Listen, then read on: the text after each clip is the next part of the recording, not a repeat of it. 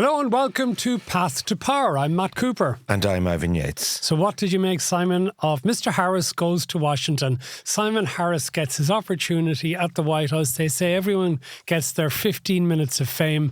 Simon Harris got his 30 minutes in the Oval Office. And we got a little video of it. Apparently there were supposed to be no TV cameras and no photo call as such. But there was this little video taken by a Simon Harris staffer of him coming in the entrance door into the White House and then been brought into the Oval Office. And it clearly wasn't staged, because you even saw the quite elderly Joe Biden trying to move his own seat to make himself a little bit more comfortable. But at least the 30 seconds of video, the TikTok Taoiseach, is seen in the Oval Office. Was it all worth it to make the trip to get that little bit of visibility? I would have assumed the whole point of going was a photo opportunity. The precondition that it wouldn't be filmed, I wasn't aware of that. That's apparently the case, that it wasn't supposed to be. It was closed to filming. My God.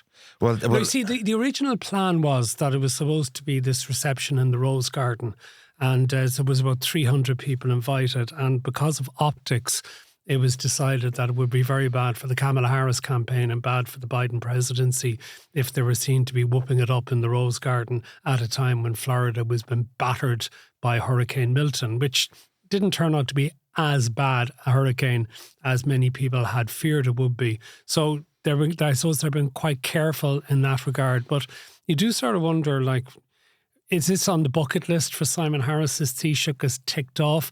Although I suspect the way Simon Harris and Fine Gael are thinking at the moment is, and this is, I know, something that is causing a certain amount of disquiet within Fianna Fáil, that they're maybe even thinking that, well, if they get back into power after the election, it's not just that Simon Harris gets the first go at being Taoiseach under a new rotation, that maybe they're thinking they can get enough of a gap between themselves and Fianna Fáil that he stays as Taoiseach for the whole government. No chance of that, though, is there? Well, there's no doubt that each poll has brought more giddiness, after the local election and European election count within the first 4 hours.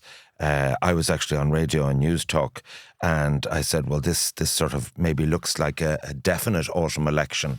And they said a July election. They were so giddy at that stage they couldn't get to the polls quick enough. They felt they had such momentum. Maybe they should have. Well, we'll see. But there's no doubt everything in politics is utterly febrile. The mechanic of getting the planning bill is done, gambling bill is done, the social welfare and tax bills and the energy credit legislation all through.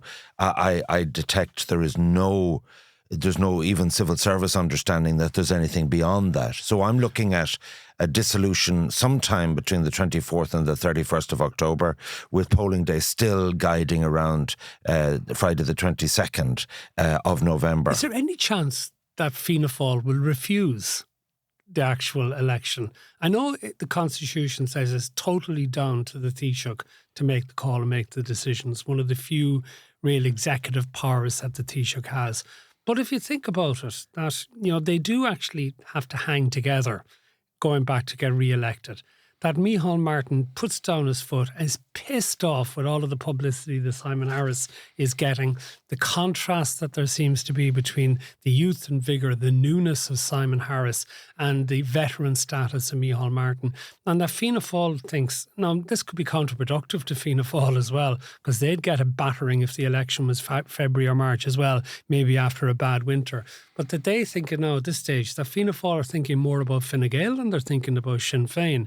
And that they're thinking about, well, maybe we need to soften Simon Harris's cough by making him wait until February, and that he loses a few percentage points to leave Fianna Fáil in an equal or better position with Fine Gael after the election. Well, you see, it was all juxtaposition previously. It was Harris who was saying that he would go till the spring, and now Fine Gael are ready to rock and roll. First of all, if you actually think that through, Fianna Fáil don't have that option. If they start the first week of the campaign with bickering and an all-out row over the calling of the election, it undermines their collective credibility. So that's not, they just can't exercise that. But there's a deeper problem for Fianna Fáil, and that is this, that if you look at Micheál Martin's lengthy speeches to the Cordial Fáil dinner in the Burlow last Saturday, and a couple of nights previously at the Chamber of Commerce in the RDS dinner, his whole shtick at the moment is this young whippersnapper Harris is energised in full campaign mode. Whereas I am the statesman, I'm now over 5,000 days the leader of Fianna Fáil, longer than Charlie Hoy, longer than Bertie Ahern. Only Dev has served longer than me. And so therefore I am the adult in the room. Is that a selling point anymore politically? Well, put it like this, that is the net point. Actually, because, you know, in every election, what you've done before really is press the delete button. It's what you're going to do in the future. And so therefore, I think Fianna Fáil just need to be a little bit careful about getting that kind of stereotype too far, because it could be counterproductive where he looks dated. And the other thing that's interesting as well, though, is the dynamics and the relationships. And the one thing, I suppose, that you could say for Leo Varadkar or Micheál Martin is that there was a mutual respect, and they gave each other space to sort of stake out positions on things on behalf of the government. So you had, even in the last week, Simon Harris sort of been first out the gate in relation to the defence forces in Lebanon and their safety. And that actually is fair enough. But I think if Leo Varadkar had been in that position, he would have waited possibly until the Minister for Defence, who is Micheál Martin, the Taoiseach, had first dibs at actually doing that. But Harris doesn't wait around. He just gets in first and has the soundbite every time when it comes to the first go. It's fascinating to watch how the dynamic between the two of them is actually working out. And I would say not in a good way, insofar as that what's really irking Fianna Fáil, I would say also, is that in every poll, no matter how badly Fianna Fáil did, Micheál Martin had the highest approval ratings, as high as 58%. He's now dropped back to 50, and Harris has gone ahead of him. Leo always did badly in the polls, and so therefore that led to a much more friendly relationship, because Leo just wasn't popular. They're now looking at sort of their lunch being eaten on the poll side by Fine Gael. Now, I actually don't believe a lot of this because of the ground war factors being a different between a poll and a general election, but the reality is all of these things are irksome to Martin personally. And it's just say you were editor of the Sunday Tribune and you've been 40 years in the business, and this young, cub reporter comes in and tells you how to do your job. You really wouldn't be too impressed. Sorry, I was the young cub reporter who came in and started telling people how to do their jobs. I was young once. Actually, another one that's an irritation, it's very amusing to see. I mean, they are going to actually, I think, benefit from transfers in many constituencies. But there's a few constituencies around the country where they're actually targeting each other's seats. Oh, totally. And the one that's most interesting in that regard is in Simon Harris's own constituency in Wicklow, because it's been fascinating to see what's been happening with Stephen Donnelly over the last week. At one stage earlier in the week, there was speculation that Stephen Donnelly wasn't going to secure the nomination in his constituency, that he was going to lose out, and that he would have to be added to the ticket, which two-candidate strategy probably would have been a disaster for Fianna Fáil in that constituency. Instead, at the last minute, Micheál Martin really puts a lot of political capital behind Stephen Donnelly for whatever reason. I mean, he brought him in from the Social Democrats. To the fury of many within Fianna Fáil, he lamps him into the cabinet as the Minister for Health. And now he sort of is going all out to protect his man. And yet there is this fear for many in Fianna Fáil is that their highest profile casualty in the election could be that Stephen Donnelly will lose his seat. What do you think? Given that the guy who was going against him in convention was persuaded to drop out. Well, first of all, if we look at just the Fianna Fáil ticket, there's been a flashing amber light for me about Stephen Donnelly's seat. The first thing is the Wicklow, which is Bray and Greystone's really constituency, has gone from 5 seats to 4 seats, with the redraw of the southern part of the county going in with a new 3-seater from Wicklow Wexford. So one of the existing 5 TDs, who are all from Bray Greystones, is going to lose. It's most likely going to be Stephen Matthews of the Greens. But the reason why it might be Donnelly is in Bray, which is a massive area in the local elections, Bray East and Bray West, both Fianna Fáil councillors lost their seats. There is no Fianna Fáil councillor in Bray, which is actually remarkable. Secondly, Donnelly has no personal organisation. Never had, never... He's not that type of politician, put it like this. The ones he had were Soc Dems, and Jennifer Whitmore is eating that lunch. So the second problem is this. So Pat Casey is a hotelier in Glendalough, and he, in different incarnations, was getting south of a line, shall we say, from Bray. But his wife stood in the local elections and didn't get elected. So Pat and his wife were the two other candidates who withdrew. So they were seeking the nomination for the general election. Yes, but I don't think Harris has a realistic prospect of a second seat. Even with Eamon Timmins alongside him? I don't think so, but it could be wrong about that. Like, unless it's a complete zeitgeist. Could he not do a sort of a Bertie and a Cyprian Brady type thing, in that Harris will have such a large vote. And I think we can expect that he'd probably get a couple of quotas in his constituency. That's a big ask. Yeah, I think so. He is, in many respects, the new Bertie, isn't he? No, absolutely. This is Fine Gael's first Bertie. But who's lurking in the woods? I don't know if you remember, there used to be a TD who fell out with Fianna Fáil called Joe Behan. Joe Behan is from Bray. He did extraordinarily well as an independent in the local elections. I'm saying, don't be worrying about Fine Gael. Joe Behan is going to take Donnelly's seat.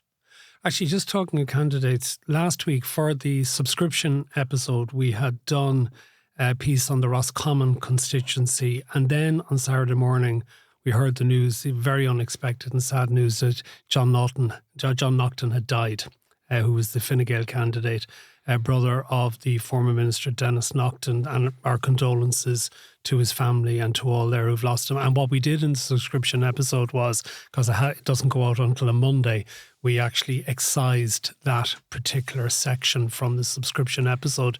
But that must have come as a considerable shock to Fine Gael. And while obviously for the family is the most important thing, what happens now, do you reckon, in that constituency as a result? Well, first of all, this was a complete shock. I served with John's and Dennis's father, Liam Naughton, who was both a senator TD, and he was killed very suddenly in a car crash. John went to bed Saturday night, got a heart attack and didn't wake up. And he has 3 daughters, and to his wife Breda, absolute heartfelt condolences. Absolutely. The key factor here is that this guy Martin Daly, Dr. Martin Daly, beat Senator Eugene Murphy in the convention for Fianna Fáil selection convention. The situation here is this is the only constituency in the whole country that there's no Fianna Fáil and no Fine Gael TD. It's quite remarkable. So that's from the last time. And of course, so I got in touch with Michael Fitzmaurice and I said, well, look, at the elections a couple of weeks ago, Michael, where do you stand in Galway East or Roscommon?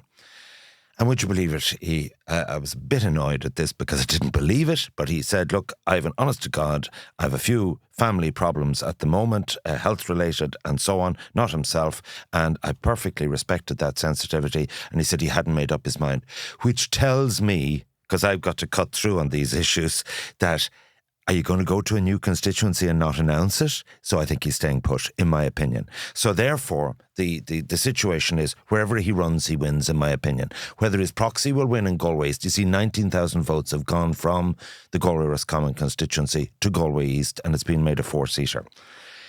This is a really, really, leaving aside the tragedy of it and the personal tragedy of it, this is very difficult for Fine Gael because they had selected another candidate as well, and that lady I don't think has much chance of getting elected.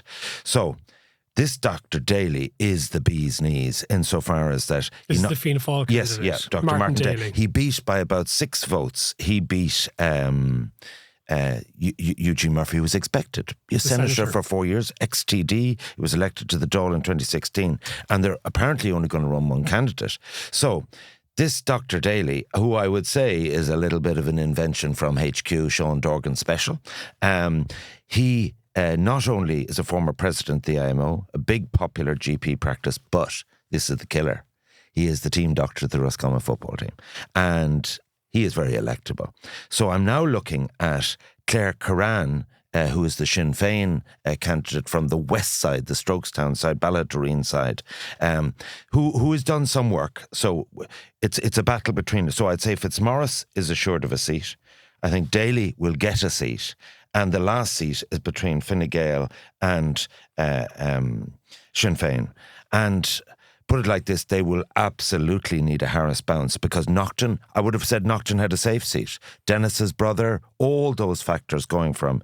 But it just goes to show how the situation can change. There are some things I want to talk to you about on the podcast today. I want to talk at length about Sinn Féin's problems at present. I want to talk about airports, and I also want to talk about the US presidential election, which we haven't given enough time to. It's only 3.5 weeks away now at this stage. But you actually want to make a prediction as well about the North Sider in Dublin that nobody's ever heard of, who you believe is going to win a seat in the election. Who is this mystery person? So I have alluded to him already, but he wasn't really on my radar. So in Dublin Bay North, you have Richard Bruton, Aon O'Riordan and Sean Haughey also stepping aside. So it's regime change there in a 5-seater. And so therefore the prediction is that Soc Dems Cian O'Callaghan hold on, either Tom Brabazon or Deirdre Heaney for Fianna Fáil, most likely Deirdre Heaney, that of the two Fine Gaelers, Nisha Murray beat the Toomey, the Tormey lady, and so you're still left with a couple of seats to fill. So I got this text, right? And, when I get texts of names that are not keyed in or missed calls, I really don't reply to them, because it could be some pesky journalist asking me a question about Matt Cooper that I really don't want to answer, or whatever. So it transpired it was Barry Heenan. And he said, would it be all right if they used a clip, he's a subscriber to the thing, a clip from the Olympia about my predictions for Dublin Bay North. And so I would have known Finian McGrath over the years, and I would have liked him. I thought he was very genuine about the disability issues and so on. And he's kind of, he doesn't have any pretensions. You get what you see is what you get with him, and he's genuine and hardworking and so on. So he's not retired, he's rewired, he's fully supporting Berheen. So anyway, I said, ring me. And I said, look, it's actually not a matter of me, but I said, don't say I said it was okay, but if you want to blag it, do. So anyway, whether that's copyright, I said, don't say you got it from the Olympia anyway, because you couldn't record there. So anyway, we did that bit of business. And he said, would you ever, he said, I only had 3 months to stand in the local elections, so I got 1,500 votes in the Clontarf area. And he said, would you ever check out on social media Barcare? Half is Barry and so I looked at this thing. And I ended up spending 20 minutes looking at these sort of 90, 60-second videos. And it is the most energetic campaign. So cover the local elections and all points since. And I can tell you, it was entertaining.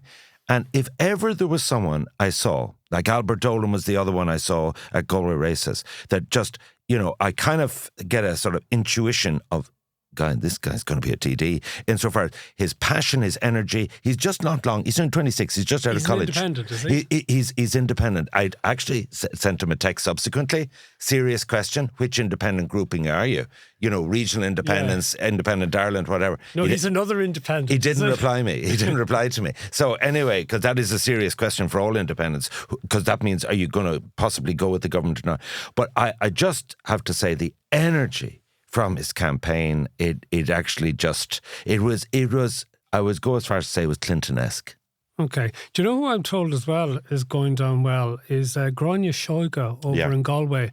Apparently is doing something that Eamon O'Queeve used to do, canvassing majorly in the city.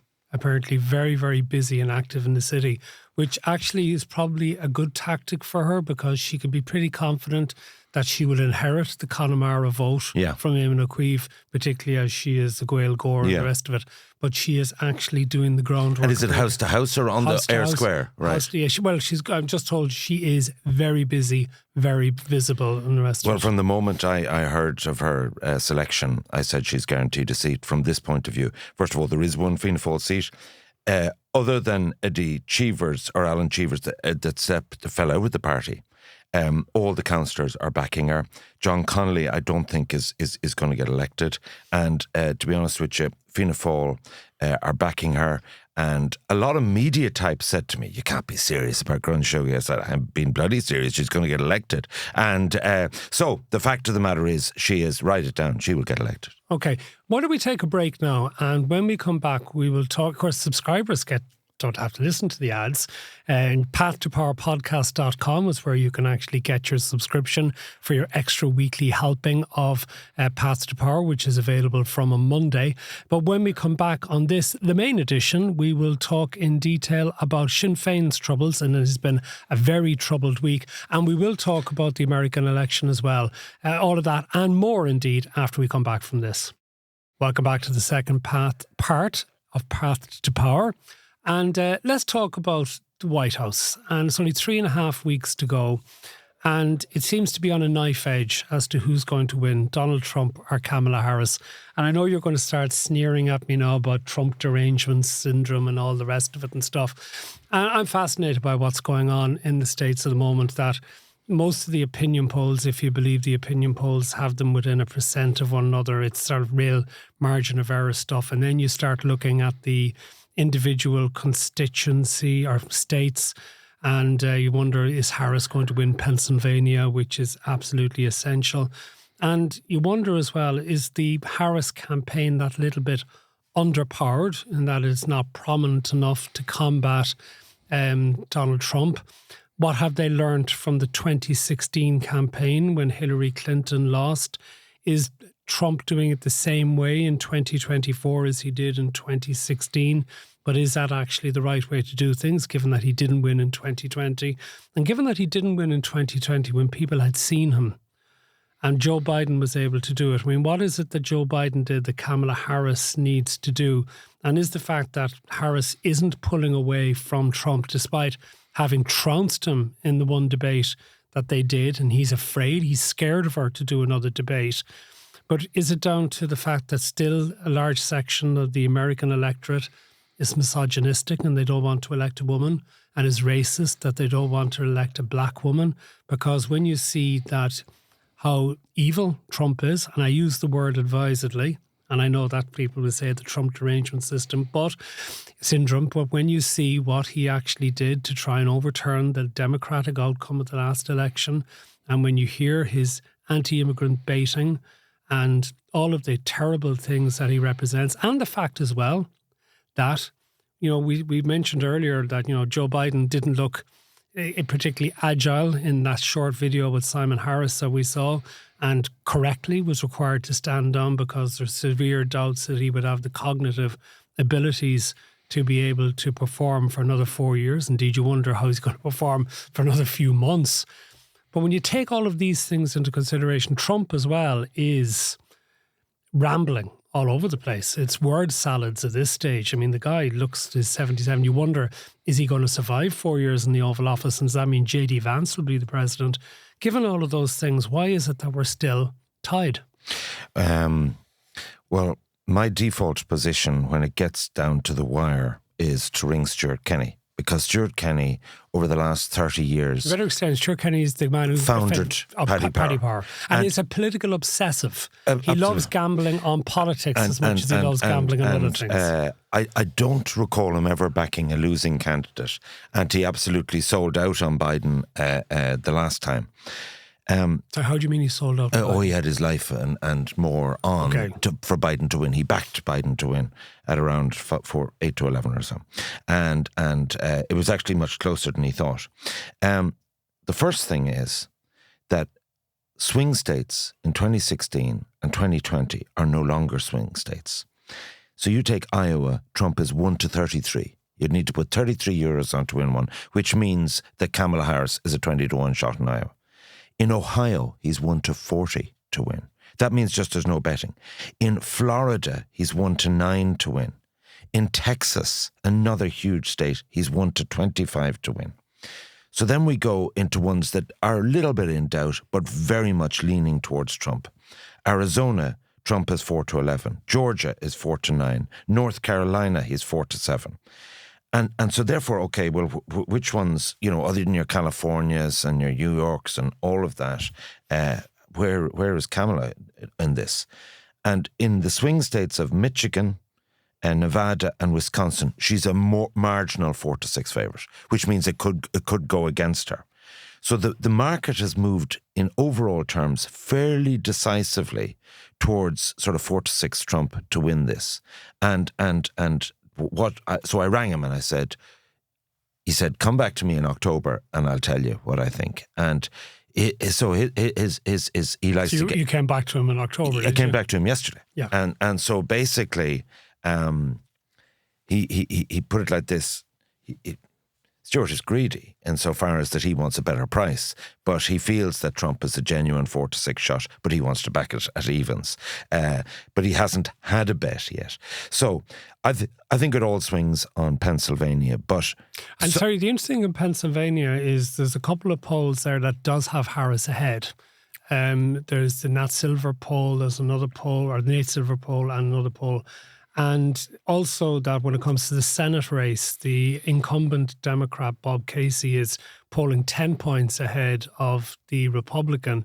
And even this is the interesting thing that, you can have a local candidate like that well ahead and Harris isn't the same distance ahead. I think she's between 1 and 4 points ahead in Pennsylvania. She has to win Pennsylvania because if she doesn't win Pennsylvania, she's not going to win the other swing states and the rest of it. So basically, I said, well, what's your analysis of it? And he said that a lot of the hallmarks of what you just alluded to there, a lot of the hallmarks of the Hillary campaign, lack of energy, doing kind of 3 major gigs a week, whereas Trump is doing 23, that it does seem... Because as you know, there was a Harris surge after the convention and through the month of August and September, it seemed that Trump could do nothing right. The TV debate, which went against him, but slowly but surely he just seems to be grinding through. And the people that I refer, because I'm sort of agnostic about the rights and wrongs of this. I'm only interested in who's going to win.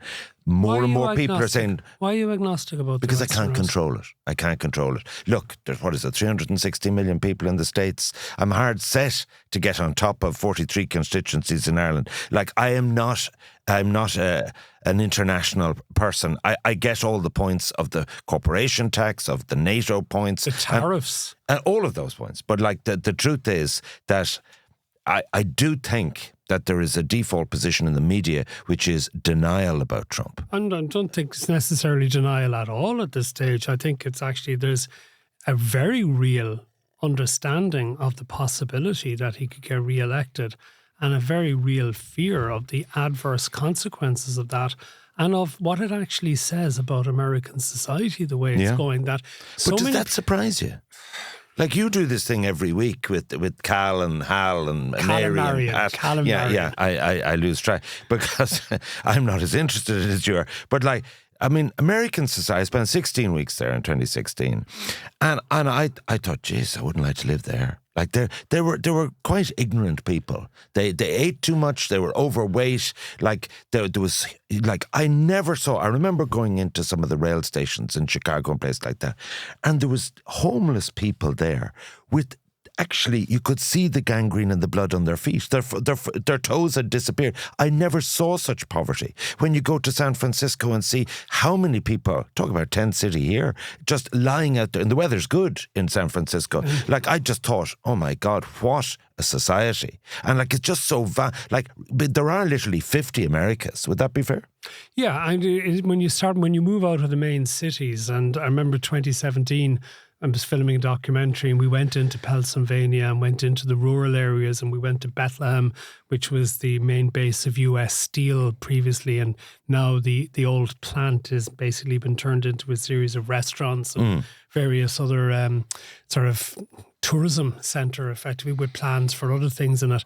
And it is quite shocking to see that there is a large degree of poverty, and you know about the opioid crisis in particular, and there's a lot of resentment. And I remember reading J.D. Vance's book at the time, Hillbilly Elegy, before the 2016 election to try and get a better understanding of the feeling of sort of the white working class as to how they felt left behind. And I think, Trump has tapped into that, and I can understand all of the complaints that they have, but Trump is not their saviour.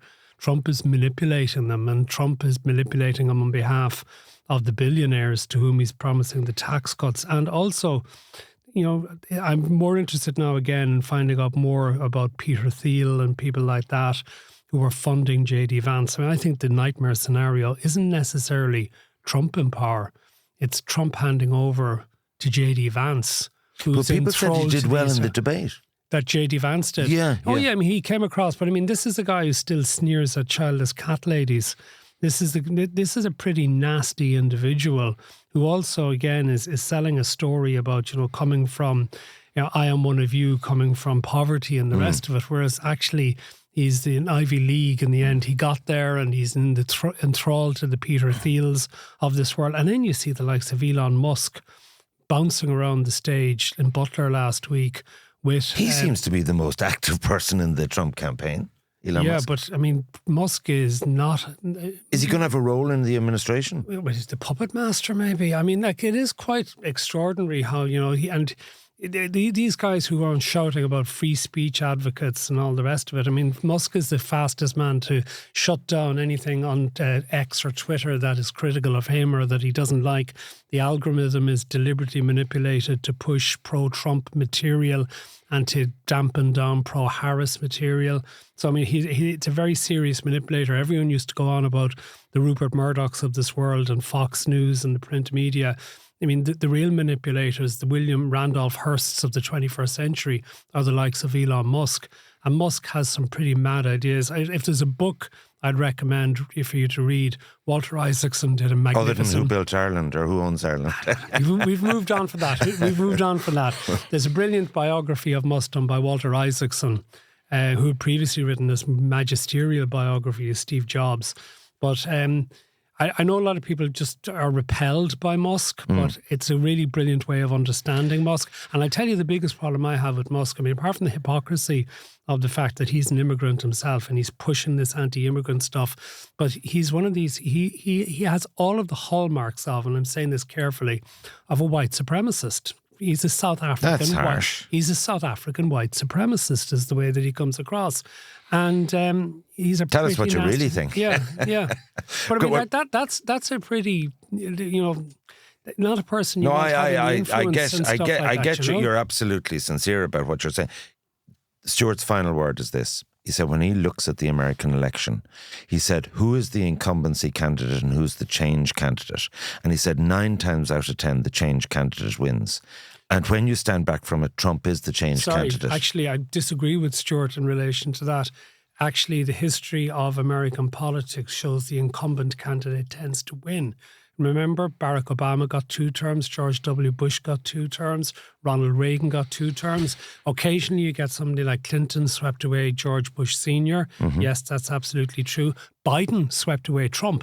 Okay, so I can see there are times when the incumbent doesn't hold on, but more often than not, the incumbent gets a second term rather than losing. So my final word on it is the pathway to 270 electoral college votes seems clearer for Trump than Harris. That was the sum up of it. So he's not a kind of 1 to 3 shot to win, but he's definitely shifting to being a solid favourite. Who knows what's going to happen in the next 3 weeks or so? Because remember when Trump was grazed by the bullet in Butler back in the summer. No, it has ebbed and flowed. He was going to win. It was a slam dunk and the rest of it.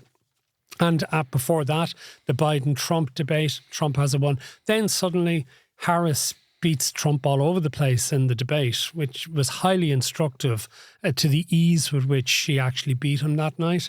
And suddenly, she's going to win. And now she seems to have lost momentum. So I'm going to be fascinated to see. I think, they talk about an October surprise. Do you know what the October surprise was originally? It was actually the kidnap it was the Jimmy Carter failed to get re-election because of the whole thing about the Iran hostage crisis. That was the October surprise, the original one. I don't know, there's been a strike of the longshoremen, which was thought might influence the election. That's been settled. That's out of the way. You have things in relation to Israel and Palestine. Who knows what might happen there over the next couple of weeks and how that might influence voting in the United States. Lebanon. And then the hurricane didn't turn out to be as serious, Hurricane Milton, not as serious as the previous one, which took hundreds of lives and caused mass destruction. And this is one of the most disappointing things about the United States of America as well. And maybe this is, I know you're probably going to sneer at me and say this is the idealist in me and get real and the rest of it. Well, but naivety would be a stronger word. But anyway, the politicization of even the hurricane and the disaster release and the just outright lies that are actually been told, it's just extraordinary. I mean, you're not talking, it's all a big game in some respects in any way that you can actually get advantage. But we're talking about lives and livelihoods been destroyed and lost, and then it becomes this political circus, mainly because of the outright lying of the Republicans. And a lot of the time it's projection. Every lie that Trump actually tells about things, it's actually what he's doing. They're stealing our votes. They're stopping our people voting. And then you talk about how mad the country is, that there are people who actually support Marjorie Taylor Greene, that somehow the Democrats control the weather. They're controlling the hurricanes to do damage in Republican voting areas. There is a degree of madness in the United States at present, and maybe that's what... And tell me, are you over the fact, now that it looks like it's the 22nd of November, general election year, you had big plans throughout the year, going back to January, to be there on the 5th, 6th of November. Will you go now or not? And secondly, isn't it maybe better if Trump wins that you're not there? Because you come back so pissed off that I'd be insufferable. I've come to terms that I won't be able to make the trip. I was there in 2016. I was in New York, and New York is the place to be when the results come in. And when I went to 6th Avenue down to the Hilton when Trump was doing his celebration, I had tickets, as it happened, for Hillary Clinton's, which was down at the Javits Centre, which I now use as bookmarks, the tickets, because they were unused. But I always remember that night, and I think I've said this to you before, but I'll say it again. That night, it wasn't the Trump supporters weren't celebrating their man winning. It was that they had beaten Clinton, and it was lock her up, and it was really I was in the States all during that period. Yeah, from September to December. Anyway, let's talk about Sinn Féin. Because what a week for Sinn Féin. And again, I was wondering last week, I said to you, this whole thing, you said, and you were absolutely on the money in relation to this, that the government parties were going to make a major issue out of this. The press officer in Sinn Féin in the North, who has been convicted of child sex offences and who got 2 references from the press office in Sinn Féin for a job in the British Heart Foundation, and then in the last few weeks, they were fired out of Sinn Féin, out of their jobs, out of membership of the party because of that. But then further information has kept coming out, such as a year ago, the British Heart Foundation actually had gotten on to Sinn Féin, given out, how could you give us references for this guy, given what the charges that he is facing? And we were told this story by Sinn Féin that a HR woman had decided not to inform the leadership of Sinn Féin about this, which seems absolutely incredible that something as serious as that would not be actually discussed at higher levels. And then we have all the stuff that Michelle O'Neill and others somehow failed to see this guy when he was turning up at an event, and possibly more than one event, where the British Heart Foundation was met by ministers from Sinn Féin in Stormont. And it's spun on from there. And Mary Lou McDonald during the week, she then started saying well, you've skeletons in your cupboards, be careful what you pick at. And, if you do a search, you will find that there are former Fine Gael ministers, not standing in the next general election, in one case who did offer a reference to a woman who was convicted of sexual assault in Australia, right? This is going back nearly 13, 14 years ago. 1 or 2 other cases like that. But it was never actually endorsed by the party, and it hasn't happened in recent times. And if Mary Lou McDonald wants to open the door to what went on in the past, then she's opening the door to further examination of how Maria Cahill was treated, including by herself, and also how Gerry Adams took a long period of time before informing the police what he knew about his brother's rape of his own daughter, and how Liam Adams was moved into positions instead of being turned over to the police and was protected essentially within Sinn Féin. So I thought that was a brave move on Mary Lou McDonald's part, if she thought she was going to scare the main government parties away from opening further investigation. And it looks like the push is on, particularly from Fine Gael, in relation to this, which makes me wonder how much of this is actually going to land with the electorate. In that when the people go to vote in the general election, they're going to be thinking about things like cost of living and housing and immigration and various issues. Are they going to think about Sinn Féin and paedophilia and say we're not going to vote for Sinn Féin because of the way they handle this issue north of the border? I'm not sure they will, but it does sort of undermine, doesn't it, more the sort of the credibility of Sinn Féin as an alternative leader of government. 3 points. One, this is not a story about references. This is a paedophile on your staff. That's the issue. And Micheál Martin made that point on Saturday night. Like, what other party could actually have a convicted paedophile on their staff? The second thing is... Were they then allowed to move off to be on a charity staff? You've put your finger absolutely on the hole in their story, which is the British Heart Foundation contacted in August 2023, over a year ago, the head of HR in Sinn Féin. They discussed the problem and in the process sacking him, McMonigal. To think that the head of HR, who has never given an interview because she's no longer, or that person is no longer in the job, has never said, they would not tell Michelle O'Neill, would not tell anyone in Sinn Féin, is the point at which their story just doesn't stand up in terms of who knew what when. Protect the top brass. Don't let them know. Have plausible deniability. No, it's just not credible that your head of HR wouldn't tell the CEO de facto, by the way, you need to know about this. That just is not credible. Maybe there are other people in Sinn Féin that they go to in situations like that who might be regarded, even if we don't know who they are. But do you think they don't in turn? Do you think they in turn don't? But the point is this. I actually think that Fine Gael have overplayed their hand here, because by looking for Dáil's statements and that, then it gets into the rule of Boolia, all the stuff you said, and then it becomes a political football. And once it becomes a political football, the public zone out. They're interested in the content of the story, the truth of the story they're interested in, but I actually think Fine Gael should have. But much more significant, in my opinion, is what's happened in South Kildare this week. Oh, Patricia Ryan and her resignation from the party. On the eve of the convention. Yeah, so this is a fascinating story. Patricia Ryan, I think, got a degree of fame in the 2020 election when she didn't even campaign for one of the weeks of it, because her family had bought her a present. I think it was a cruise. Anyway, it was a holiday. And then the election was called. And now you would think in most cases in a situation like that, a candidate would say, oh, geez, I won't be able to go on holiday now because I've got to campaign. She went on the holiday, which was quite remarkable. And she got elected, and which was a clear indication at the time of the strength of the Sinn Féin brand, and maybe the Mary Lou MacDonald brand by proxy, that she got elected to everybody's surprise. She has been, how should we say it generously, a low-profile TD inside in Leinster House. Locally called an absentee TD. Right. So I think a lot of people were wondering, would she run for re-election? And now the story is that Sinn Féin wanted her to run for re-election, which would suggest that they have problems in finding an alternative run on her behalf.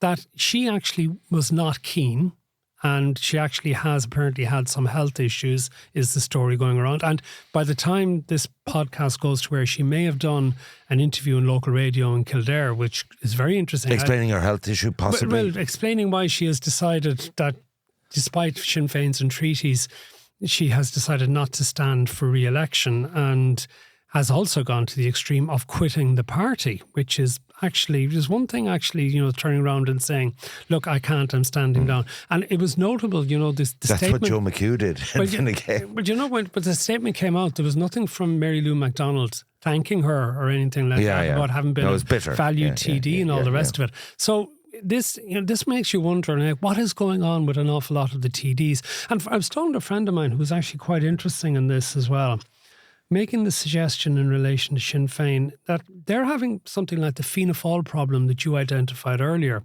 in that Fine Gael, despite being in power since 2011, is managing under Simon Harris to portray itself as fresh and new, all these new shiny faces, whereas all the prominent Sinn Féin people have been around now for a long time, and they're perhaps looking as old and tired as Micheál Martin is to some voters. Well, South Kildare is fascinating. I was there recently. I don't think Patricia Ryan got re-elected, and in fact I heard they had another female candidate near to the Newbridge area lined up to run instead of her. So I don't think it comes as an entire shock. I don't think Patricia Ryan could have got re-elected. I think, you see, the Count Corla, it's a 4-seater. Count Corla has 1 seat. In my opinion, the 3 TDs elected will be Martin Hayden, Fiona O'Loughlin, who's a senator for Fianna Fáil based in Newbridge, and Cathal Berry will get the last seat, and he will beat Sinn Féin for that last seat. And I think that's actually... I'm getting quite firm in my opinion about that. Okay, look, we're out of time, but I know there was a couple of things. You wanted to talk about an individual called Barry Lowry. We will do so on the bonus subscription podcast. You also wanted to talk about cybersecurity. Absolutely. We will do that there. But I think briefly you did want to make mention, there is a story which continues to rumble on all the time.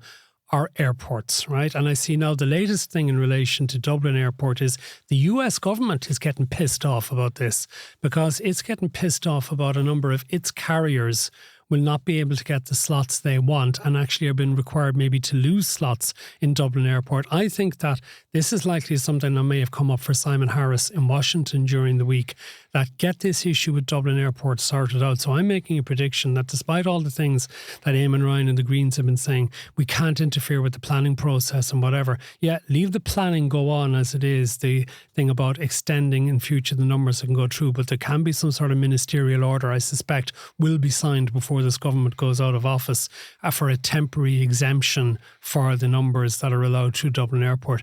But then it will make, I think as well, potentially in the election, the possibility of local candidates pushing, well, why aren't you doing more to push traffic through Shannon Airport, through Cork Airport, through Knock, through Waterford? Waterford being the location where Ryanair actually flew its first flight from. Do you think is this one going to actually fly around the country, so to speak, politically, and that the likes of Shannon and Cork will be able to say, give us more business, this should be a political decision? Or does that work in the reality of commercial, that the aviation companies will go where they want to and will not be forced into regional airports if they want to be in Dublin? Well, the argument, from Shannon Airport is very simple, that 86% of people who fly into Ireland go through Dublin, but 40% of those were heading for somewhere outside of Dublin. And so therefore, when you look at the spare capacity in Cork, which is 2 million passengers, in Shannon is 3 million passengers, without €1 extra of expenditure on infrastructure, I do think the government need to give airlines an incentive to use the regional airports. But make no mistake about it. When Eamon Ryan is no longer in government, 2 things will change. The LNG in the Shannon area, I believe that will actually now go ahead. The Greens were totally against it. They've used, but there's lots of apparently LNG that isn't fracked gas, right? Yes. And basically from the point of view of energy security, I had a meeting yesterday where people who aren't involved in the business of LNG said it was the right thing to do for the country. But getting back to Shannon, I think the cap on Dublin Airport is going to go. But the problem here is that the airlines and the market forces are all pushing it in the direction of Dublin. So I think what the Minister for Transport should do is to say, what can we do in terms of balanced regional development, which they're all for, to actually give incentives, either lower, subsidised landing rights or whatever it is. But I do think Shannon Airport has real potential. The other thing that's interesting about Shannon is the big challenge for the aviation industry is to replace fossil fuels with biofuels, and sustainable aviation fuel called SAF is possible if there is an offshore industry for wind built there. So long term, I can see really strong arguments in favour of Shannon. And to be honest with you, with the new mayor and so on, there is, you won't like to hear this, and I was in Curraheen Park last Saturday night. I never saw so many Cork politicos in one place. This is the Greyhounds, the Laurels final. I know where the Greyhound racing track No, but is. it's unbelievable. Like it used to be on the Western Road, and then they moved out to Curraheen Road. There was politicians at it, and apparently they go there every year. There was a monsoon down there. For me to go to Cork twice in 1 week is really, it'll do me for a year now. But at the end of the day, I actually think instead of stopping Dublin, they need to find different ways of incentivising Shannon. Okay, that is it for this edition. The special bonus subscription edition, we're going to be talking about, is the government trying to screw the Ukrainians? We'll be here talking about the spies in the Oireachtas, Keir Starmer's first 100 days, cybersecurity, as we mentioned, and also your questions. Ivan loves the questions coming in and getting the opportunity to answer those. So those are all in the bonus subscription edition, which is available from Monday. And to become a subscriber for the price of a pint, even less than the price of a pint in some parts, it's pathtopowerpodcast.com is where you need to go. You always say the price of a pint, because people come up to me and say, Ivan, you owe me a pint. I'm after subscribing. They actually think that I owe them a bloody pint the way you're marketing. Well, I hope you buy it for them.